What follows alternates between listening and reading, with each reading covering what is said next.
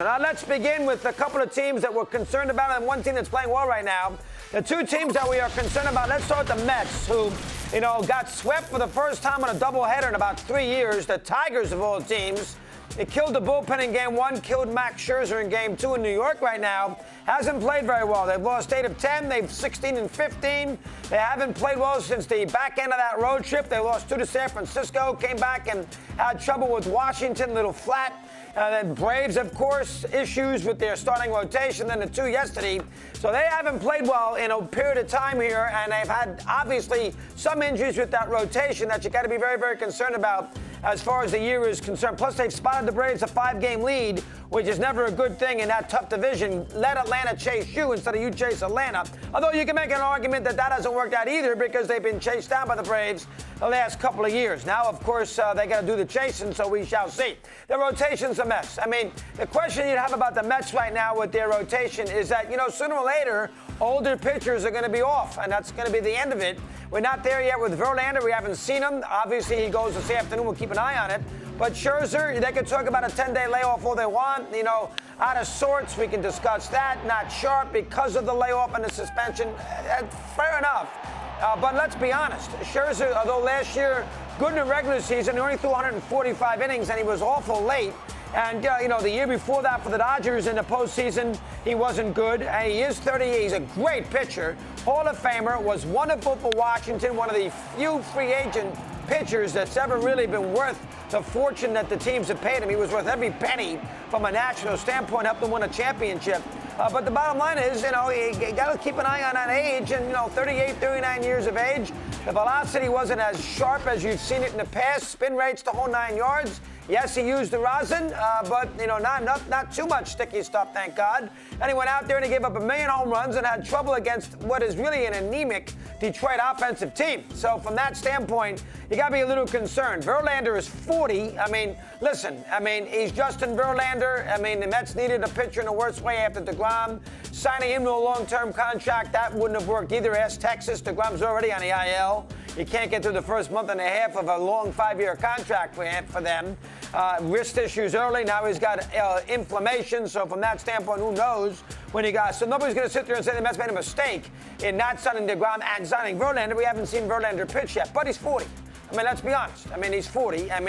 There's only so many Roger Clemenses and Nolan Ryans and guys like that who are well with effectiveness into their, early to mid-40s. We don't know that about Verlander. And the Mets obviously are a team that's trying to win a championship, and they got issues with their rotation. I don't love the bullpen either. Ottavino, yesterday gave up a 2-run single to Eric Haas. That cannot happen in the bottom of the 8th inning under any circumstances. You got to get Eric Haas out to put yourself in a situation you can win the game. That's going to be an issue all year long with this bullpen. I know Robertson's done a good job, 2 innings the other day. But again, the Mets' bottom of the order isn't wonderful. The Mets got issues right now at 16 up and 15. They got a great manager, him navigated. Last year they were great all year and they fell apart and they didn't get their momentum back into San Diego. When San Diego beat them in a wild card round. So maybe you go through your troubles now, you can peak a little better later on in the year. I'd be concerned, however, on the Mets.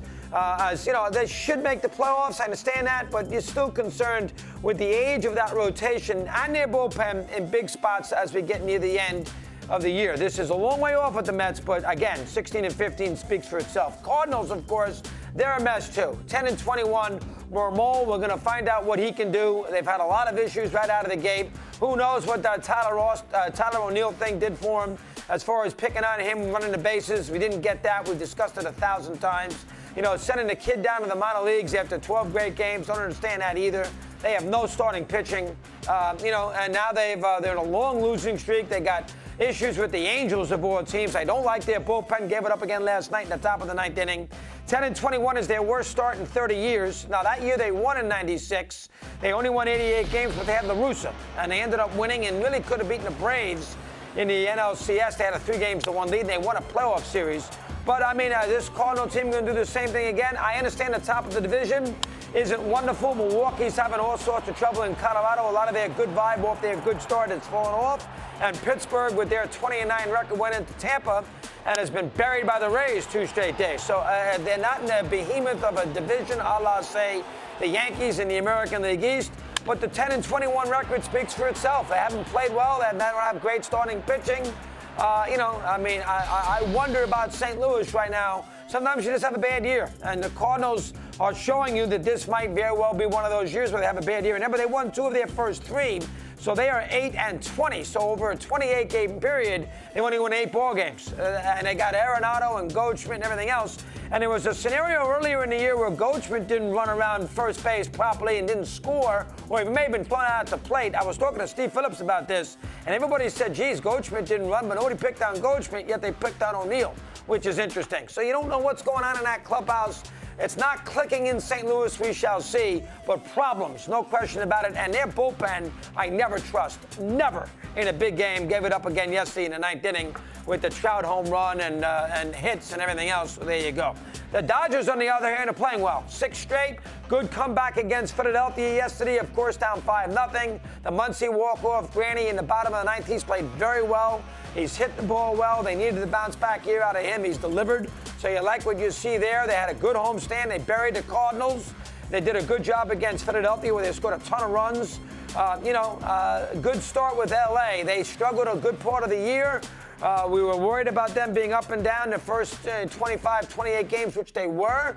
But they did win 3 out of 4 in Wrigley Field. After losing 2 in Pittsburgh, they bounced back with the 6th consecutive. So they are 9-3 in their last 12 games, and they've played pretty well. Now they head to San Diego for the weekend, but they've scored a ton of runs lately, which you like to see. They're hitting, which you'd like to see. And obviously their pitching is what it is, but Kershaw's pitched wonderfully. Urias has bounced back. Whether Dustin May, where they kind of rearranged their rotation to have their rotation organized for the Padres. Kershaw early. We shall see how that works itself out. San Diego has, been a little better. 2 out of 3 against the Reds, 2 straight against the Giants in Mexico. Obviously their lineup's more intact. Did a good job against Cincinnati. Big series there. First time these 2 teams met. They're only going to play 4 times this year. They're going to play twice this month. And then they're going to play twice later on. So when you play a team in your division and you only get 4 whacks at them, those games are significant. So the 3 games in San Diego over the weekend, I think it's a 3-game series, not 4. We'll keep an eye on it. But the Dodgers have hit. They got themselves together, down yesterday, blew the game in the 9th, but they killed Kimbrel in the bottom of the 9th, and that was a huge hit by Muncy. Good job by L.A. They're 19-13, so they played well here lately, and maybe the Dodgers are off and running. This is a team that's very prideful. They've won 1 million divisions. Dave Roberts, and they've been in the playoffs forever. Dave Roberts had a good quote after the game yesterday saying, I like where we are chemistry-wise. People are not necessarily running or concerning themselves with their own at-bats and their own game situations. They want to have the team do well, and they're sacrificing their own at-bats so the team can do well. That was a good quote from Roberts. He knows how to build a team. So right out of the gate, Dodgers, nice job out of them. We'll keep an eye on it. Now, that might be a product of the Phillies, might be a product of St. Louis, the 6 games that they've won. So this is a big series for him in San Diego. Let's see him win 2 out of 3 before you really believe in him. But again, you got to win the games that are in front of you, and they won the 6. Cardinals haven't done a thing. Mets, I'd be concerned about with their older starting rotation as far as the year goes.